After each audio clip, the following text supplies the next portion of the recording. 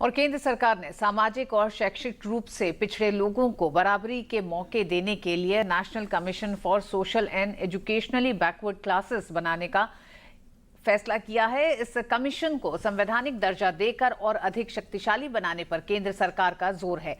नए नियमों के लागू हो जाने के बाद अन्य पिछड़ा वर्ग में शामिल होकर आरक्षण की मांग करने वाले लोगों को अब संसद की मंजूरी के बिना इसका लाभ मिल सकेगा।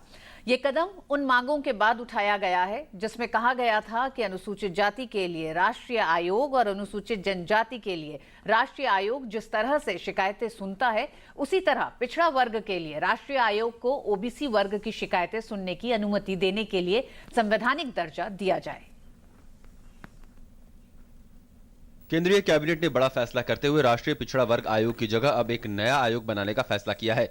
इसके तहत अब national commission for social and educationally backward classes का गठन किया जाएगा। NSEBC को संवैधानिक दर्जा देने वाला विधेयक संसद में जल्द ही पेश किया जाएगा।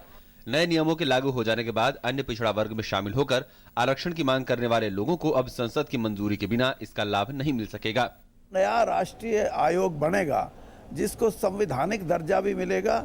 संवैधानिक दर्जा मिलने से जो भी उसकी कार्यशैली है तो उसमें आमूलचूल परिवर्तन होंगे। इस फैसले के बाद अब सामाजिक और शैक्षणिक तौर पर पिछड़े लोगों के हित में काम करने के लिए national commission for social and educationally backward classes का गठन किया जाएगा।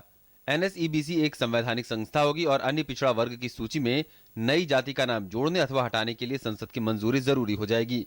पहले से मौजूद national commission for backward classes act 1993 के कानून को भंग किया जाएगा।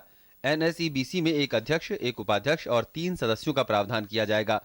पिछड़ा वर्ग आयोग को संवैधानिक दर्जा देने के लिए सरकार संविधान में संशोधन भी करेगी।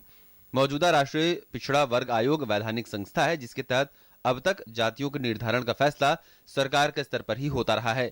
यह कदम उन मांगों के बाद उठाया गया है जिसमें कहा गया था कि अनुसूचित जाति के लिए राष्ट्रीय आयोग और अनुसूचित जनजाति के लिए राष्ट्रीय आयोग जिस तरह से शिकायतें सुनता है, उसी तरह पिछड़ा वर्ग के लिए राष्ट्रीय आयोग को ओबीसी वर्ग की शिकायतें सुनने की अनुमति देने के लिए संवैधानिक दर्जा दिया जाए।